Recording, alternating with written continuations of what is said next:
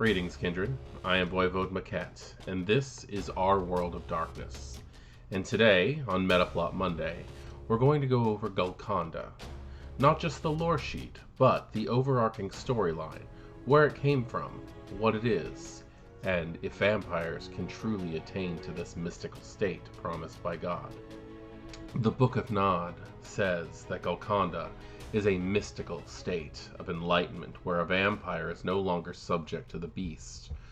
Or, alternately, the beast and the human aspects of the vampire are in balance. Golconda was promised to Cain by the Archangel Gabriel, Lord of Mercy, while he was in exile in the land of Nod. Although Cain never achieved Golconda, the way of Golconda was supposedly achieved by Salat after traveling to the east, studying under Hindu gurus. After achieving enlightenment, which resulted in a third eye in the middle of his forehead, Salat preached Golconda and taught the path to his clan, the Salubri. From this time onward, Golconda and the Salubri were closely linked, with many Salubri becoming teachers on the path to Golconda. After the diablerie of Salat by Tremere, the Salubri were driven into hiding, and much Golconda lore was lost in the process. Since that time, Golconda has largely been treated as a myth. As a mystical state, how Golconda is achieved is somewhat vague. To start a quest for Golconda, a vampire must first find out about it, as the topic is not really breached on either Sabbat bastions or Camarilla salons. Golconda lore is rare, and like most things, can be used to trap an unwary vampire. Members of the Incanu are generally assumed to be experts on Golconda, just as they are about everything else, but Incanu are notoriously hard to find. From this point on, the vampire must have a guide on his path. Following this, the vampire must retain a high humanity and feel remorse. Mechanically, this is expressed by keeping the humanity above 7 in the old system, and by spending willpower to avoid frenzy under all circumstances. During this time, the vampire makes amends for his crimes as extensively as he can. Canonically, a character cannot achieve or stay in Golconda unless his humanity remains at least a 7, and paths of enlightenment are generally assumed to not count, though exceptions may exist. At this point, the vampire is guided through a suspire, which is a vision quest of some kind, where the vampire deals with his state of vampirism, struggling with his own soul. The suspire is a test, which the vampire may fail. If the vampire passes the suspire, then they achieve Golconda. If they fail, they will never achieve the mystical state. Vampires who do fail their suspire are likely to fall to a sail and be lost in the final frenzy forever. Now, if a vampire does achieve Golconda, due to the vagueness of the rules and the mechanics that have not really been presented well throughout the entire system, it's generally left up to the storyteller for interpretation. Golconda is recommended as a focus or aspect of an entire chronicle, rather than an interim goal. It's not meant to achieve and then move on from. The word Golconda was originally the name of an ancient city in India, famed for its wealth of diamonds, and eventually the word came to be used generically as a synonym for wealth. When Danava mystics first applied the word Golconda to the transcendence beyond the vampiric feral states, they were poetically referring to it as the spiritual wealth that this transcendence brings. Golconda is not the first word that the Danava mystics used to describe the transcendent state, but due to the proselytizing by Salat and other Salubri, it is the word most well known to Western Cainite vampires. If Golconda is achieved, several suggested benefits are outlined in the rulebooks. The most common ones are lack of frenzy. Characters in Golconda do not frenzy at all. Reduced blood consumption, down to a blood point per week. and the ability to learn disciplines without generation limits. Other options include returning to humanity, being free from one's clan weakness, and leaving behind vampirism entirely. Assuming that a character is still a vampire, the benefits of Golconda are removed if a vampire drops below humanity of 7. Golconda is arguably the messiest concept of vampire, and has gone through several large revisions as the game has developed. In first edition, Golconda was portrayed as an unadulterated good and relatively easy to achieve. You basically just get to the highest point of humanity and you're there. If you're going on a scale of 1 to 10, if you hit humanity 11, you are in Golconda. In the first edition of Chicago by Night, there are at least 2 vampires who have achieved Golconda. One of them achieved it in less than a century. The Children of Osiris, who we recently discussed, their approach to enlightenment is negative compared to that of Golconda, where they do not accept their vampirism and come to a balance, but more off throw the shackles off of vampirism completely. This changes in the second and revised edition, where Golconda became both progressively rare and darker. In revised, the exact state of Golconda is left up to storyteller interpretations, with strong suggestions that a vampire in Golconda is not necessarily a nice vampire. Those covered first edition through 20th anniversary and the like, but what exactly does it mean for us who are playing Vampire the Masquerade 5th edition? In games that I've run in the past, the promise of Golconda was always there, as it should be, due to the fact that it is something that is so entangled in Cainite lore. I personally have never shied away from using the Cain story as fact. I believe that a society that's set in only a dozen generations, and where not as many vampires should exist in the world that are typically portrayed in a lot of games, I believe that it's harder to lose that lore. It's harder to lose that mythology. Not impossible. I do believe things are lost over time. But there are still kindred who have been alive. There are still kindred who met Solot that are still alive nowadays. There are still kindred who have spoken to Methuselahs. And in the games that I have run in the past, I have always allowed the hope of Golconda. No one has ever truly achieved it. But the idea that there's a state to acceptance of your vampiric self, that you and your beast can work in concert, that there's no actual fighting any longer. The war that you're waging inside of yourself is finally over, has always been something that we've always wanted to achieve. If a kindred were to achieve Golconda in one of my games, they would have to be on humanity or an aligning path.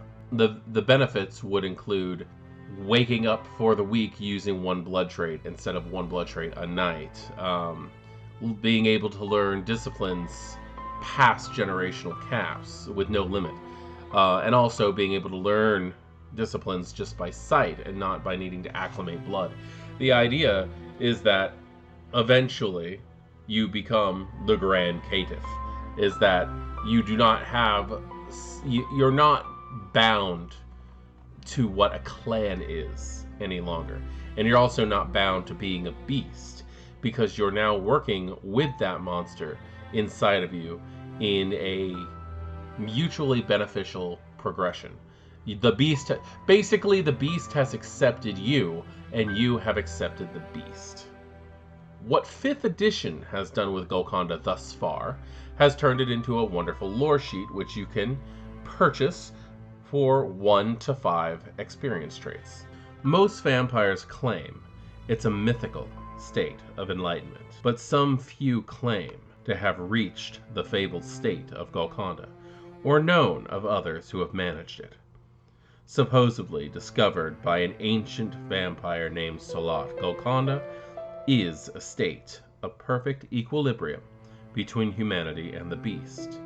A vampire walking Golconda's path can temper their beast's outrage, subdue their hunger, and even stand in the daylight, or so it is said. The gifts accompanying Golconda's achievement are great, and so many vampires make the pilgrimage. Few succeed on the journey.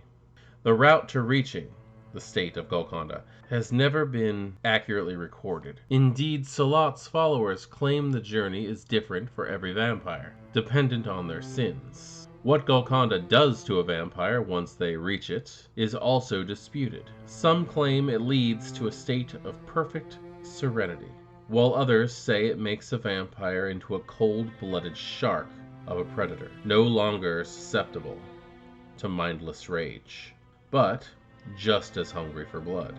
You may be a disciple of Golconda, a follower of Salat's words, or a kindred who wishes to remove the misleading veil of Golconda from other vampires' eyes. An elusive vampire named the Master of Ravens seeks to squash the myth of Golconda once and for all, and you may serve him in this task.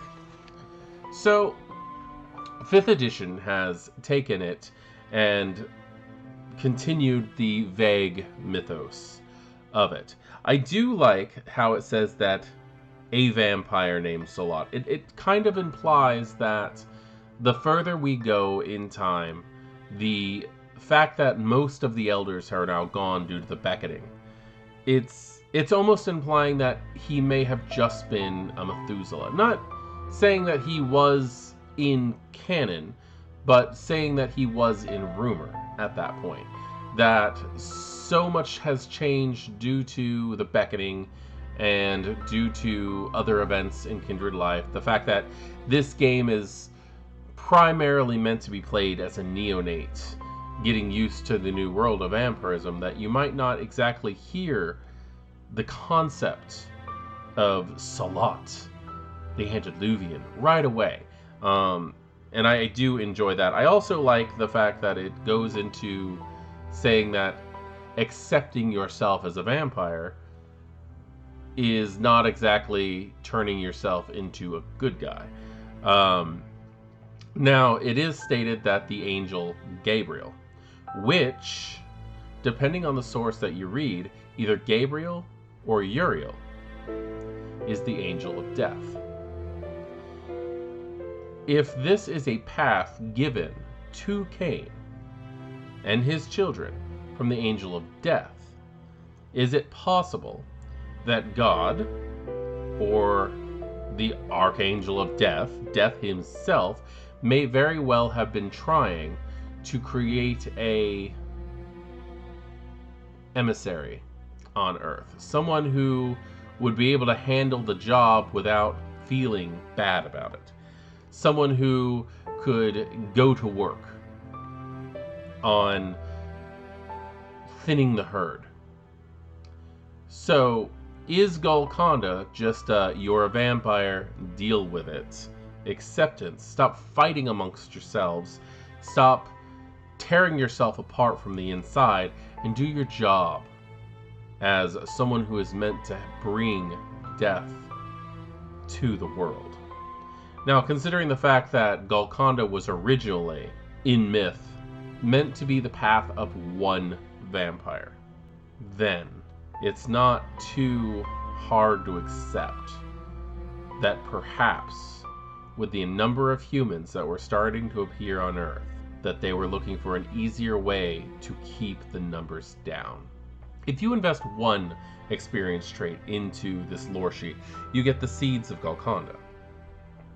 You have heard of Golconda and can educate others on its nature without seeming like a total amateur. Once per story, you can ask the storyteller for guidance before taking an action, and they will tell you if that action will jeopardize the chance of pursuing Golconda.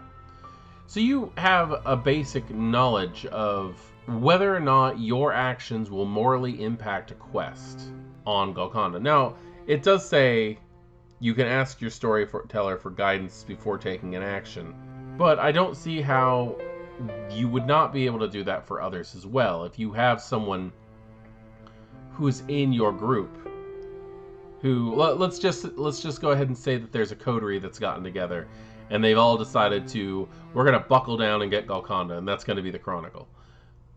If one person takes this, they might be able to help, and it says that you can educate without looking like an amateur. You might be able to stop others of your coterie from making mistakes that would cause them to jeopardize their chances of Golconda. Investing 2 points into the lore sheet will get you the One True Way, which sounds a little stuck up, doesn't it? You own a copy of the Master of Ravens' penned One True Way, a treatise on the supposed realities of Golconda. This piece of work tells you that Golconda is a method to become an apex predator, rather than a spiritually redeemed monster. Once per story, this pamphlet gives you 3 extra dice on any social test involving the nature of Golconda. That's actually pretty interesting too. The fact that you could be going for the spiritual conquest of the self, to become completely balanced with your beast, or you could be using the knowledge to disprove what Golconda is, and that it's a way of becoming the apex predator and all that. And I think both actually might be right. In the concept of what I had said before with Gabriel looking for someone to act on his behalf on Earth, and that being Golconda, the idea that you can have another person's point of view on it dictate in a positive way for you. It doesn't matter who's right. It's all mentality at that point. So, if you have 2 paths of enlightenment that are completely different but have the same name, are you still following that path if somebody else is following it in a different way? Names don't matter. Perhaps the idea of Golconda for, as it said, the Danava, the Ventru mystics are the ones who gave it that name. Perhaps it does not. Perhaps the name just does not matter. That's all I'm saying. If you invest 3 traits, you get Solot's disciple. You cling to the ideals of Solot, the vampire who traveled to Asia and returned bearing a 3rd eye, and the enlightenment of Golconda. You believe in Solot's teachings that Golconda is the ultimate way in which a kindred can overcome their curse. You practice a dual existence, allowing your beast and hunger off the reins occasionally, so you can achieve serenity at other times. Whenever you willingly succumb to frenzy, make a note. You can automatically succeed on your next frenzy check. So that's a give and take. The idea of, oh, I'm gonna frenzy and there's nobody around who I can hurt, so I'm just gonna do it. So that later on you can go, I'm gonna hold this in and not, and just automatically succeed. That's nice. But we're talking about Solot, and Solot is such a mysterious figure in the world of darkness. There's so many different things that he has been accused of, whether it's bringing Golconda to the masses or the creation of the Bali, the most un-Golconda vampires that you're ever going to find. They're also in charge. He's also been accused of being the founder of the Red Desk cult. Red Desk. He's also responsible for being the founder of the Red Death cult in the 1st edition novels, Mask of the Red Death trilogy, which I know a lot of people hated, but still I'm going to keep bringing it up because it's such a fun thing to look at, especially when you're looking at the legitimacy of Solot being a good guy. Because Solot was a vampire. Not only was he a vampire, he was a selfish being. I think I'm going to get a lot of flack for this one, but I'm going to say it anyway. There's a lot of wonderful things and positive outlooks on Gandhi. Gandhi did a lot of amazing things. He He helped the world in a lot of ways. But that man had a dark side. He did some pretty messed up stuff. And he was not a 100% all pure and all good person. And I think he is a wonderful example of what Salat truly could be. And I encourage, I'm not going to go into details and stuff here, but I highly encourage anybody who's interested in the Salubri in general to look at to get a hold of as many documentaries as possible on Gandhi. Because Gandhi did some really messed up shit. And Salat can be guilty of the same. And if you want to go even further in detail on more of a Christian outlook, Mother Teresa. Mother Teresa did a lot of wonderful things, but when you do enough digging, you find out that she did some really messed up shit. So, grain of salt whenever you find anybody being the pure and wonderful, because they do things for their own reasons. If you invest 4 traits into the Golconda lore sheet, you get satisfy the hunger. You do not need to feed as often as other vampires. Your Golconda focus is to suppress your constant hunger, potentially at the expense of other traits. Your temperance acts as an inspiration to many other vampires.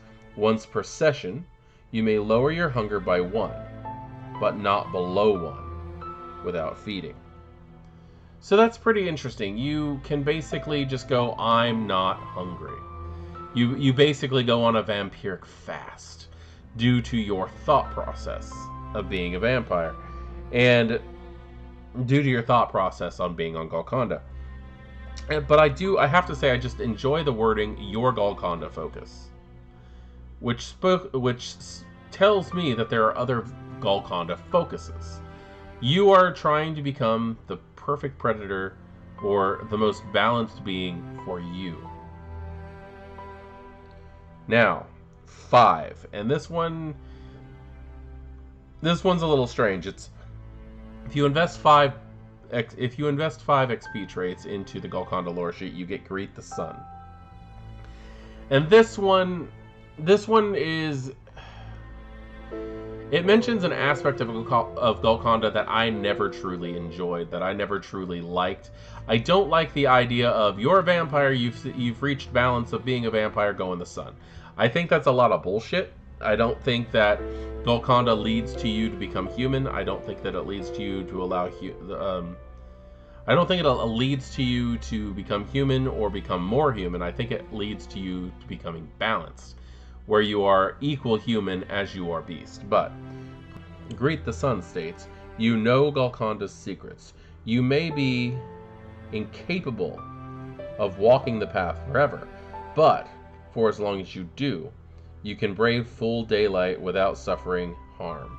However, the night after you walk in the sunlight, you wake up in a hunger frenzy. You can do this once per story.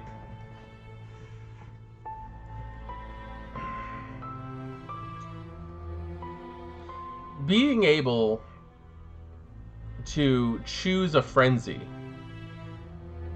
so that you can walk around in the daylight is very strange to me. This probably is one of the first parts of a lore sheet that I can say that I just don't like. That I would probably tell people that I don't want them to take, because I don't see that as Golconda at all. I mean, hell, if you were going to say, oh, I've got this like special level of fortitude that allows me to walk in the sunlight, and then the next time I wake up in a hunger frenzy, I'll go, cool. I grasp that. I can understand the idea of fortitude allowing you to do that, but I don't see Golconda allowing you to walk in the sunlight, because Golconda, for everything that it is, at least to me, has always stated that Golconda is the balance of being a vampire. Of taking your beast and your humanity and making them work together. And I don't see any aspect of that allowing you to walk in the sunlight. Maybe that's just me. Maybe that's just my opinion. And I'm very interested in what you all have to think about that. because we do have quite a few people who are watching this, and I think that is amazing, and I want your input on that.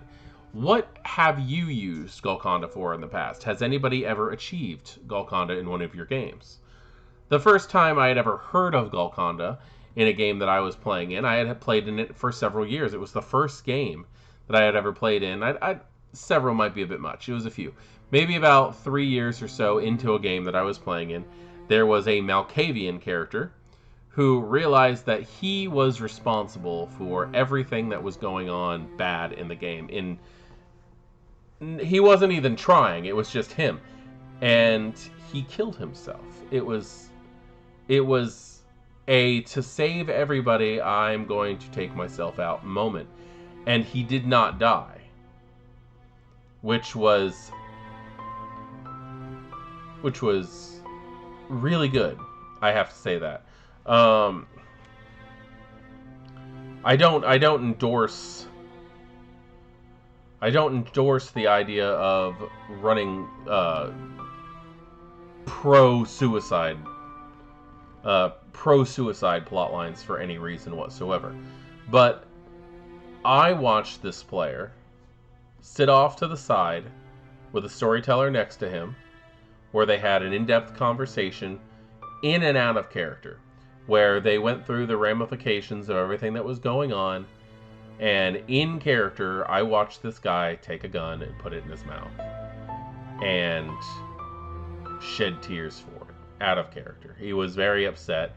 He had accepted the fact that he was losing his character, that it was done, but to get everybody out of the situation that they were in, he took his own life. And in so doing that, he was granted survival, first off, but also he was granted a Golconda, in a fashion. And I would see that as being a sacrifice of the self, allowing you to come to we were playing LARP, so we only had a 1 to 5 humanity scale, but being able to say that you were on the 6th level of humanity at that point. And that is not my Golconda. That is not the story that I would run for Golconda. The character lived, and he was just as much of a douchebag as he ever was before he took his own life, but he was considered on Golconda, which effectively just made his insanity, due to the fact that he was a Malkavian, less horrible. He had the 1 blood per week situation, from what I understand, and he could also learn disciplines indiscriminately. I had a situation not too far from that. Has anybody... I say has anybody as if I expect you guys to go, ooh, me, and like I can talk to you. But in the Time of Judgment book, there is a plot line. There's a storyline where the Kindred are all trapped in a church, and Wormwood, I believe the story is Wormwood, where the Red Star releases a red fog that humans cannot see but vampires can. It's basically a flood, and it lasts for 40 days and 40 nights. It's the biblical telling of the flood, but on a vampire scale. And in that storyline, what ends up happening is the vampires are tested with their humanity to see if they will survive. And anybody who makes it towards the end of that plotline becomes human and greets the dawn and walks off in the sunset. Game over. Well, I did a modified version of that plotline where it was an ancient vampire who was trying to see where Kindred were mentally, where he had basically put them in this interesting thing. If we want to go into pure detail, it was Enoch. I said that the first child of Cain had come back, or he did not die in the first city, and he had come back to basically see where everybody was. So he was testing vampires systematically, putting them through these things in their mind. And at one point, he had decided that it was time to end the experiments, but he had not explained to everybody what was going on. Now, if you know anything about the Enoch story, he hated the fact that he had his beast. He wanted to get rid of it. He condensed it down into one blood trait, and he embraced the Mitzi, and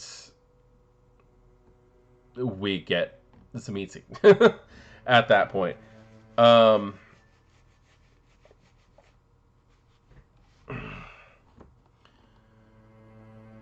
In that, I basically said that Enoch had a false Golconda. He basically just could not frenzy. He did not have a beast. He still had access to all the disciplines and all that stuff, but he had no beast. One vampire in that game it was actually very interesting. It was a Zemeti. A Zemeti had bonded with him. Did not know exactly who he was, did not know exactly what was going on, but when Enoch, in my storyline, got up and decided that he was just going to walk out the church doors and leave, without explaining anything, not really, he started walking out, and this Zemeti, who had bonded with him, he was played by a very good friend of mine named Steven. This Zemeti felt that he was killing himself for the good of everybody else. And as he was on his way out the door, and this was all LARP, so I'm sitting there playing this out. As I'm playing Enoch and I'm walking out the door, I feel a hand on my shoulder, and I look over, and it's the Zemeti, who says, "You shouldn't have to die alone." And I got choked up. That was beautiful. That he did not know exactly what was going on, but in his perception, this person that he took as a friend was about to kill himself for the greater good of all kindred in the world. And he walked out with him into the flood of Wormwood. Enoch, at that point in my game, turned and fed on the Zemeti, draining his beast into himself. So Enoch, who at that point abruptly turned and disappeared, that story goes on much longer than that. If you guys want to hear it, you gotta let me know and I will tell you the whole story.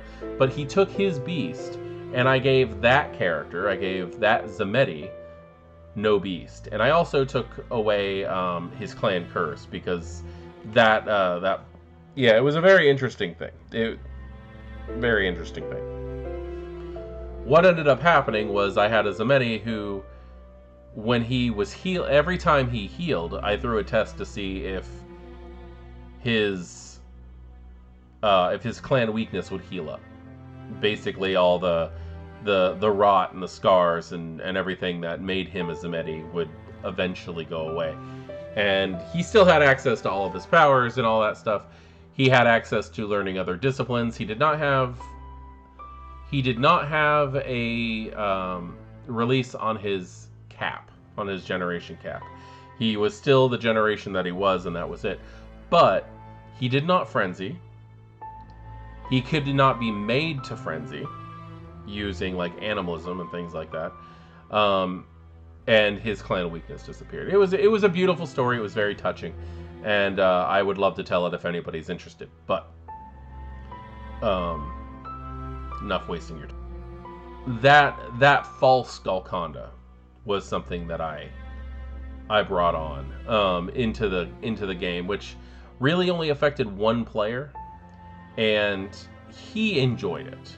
He was also a newer player who was trying very hard to understand specific concepts in the game, and other concepts were getting in the way. And I just removed those concepts in story to make his understanding of the story better for him, which also brought along some very interesting things for other players, because we had very analytical characters in the game who wanted to study him at that point. So it was a lot of fun. But that being said, what are any uses of Golconda that have come up in your games? Have you played a vampire with Golconda? Have you story told for a vampire with Golconda? These are things that I'm interested in. I want details on this one. Please be as detailed as you can. You write me a novel in those comments. I will answer them. If I try to answer every comment I get, and I'm very interested in this topic in particular because Golconda can be a take it or leave it situation. It can also be a make or break, game changing situation, and that is always something that makes me wonder how people deal with it. So, with those points being said, I am Voivode Maquette. This is Our World of Darkness, and I look very forward to hearing from you on this topic. Thank you for joining me. Good evening.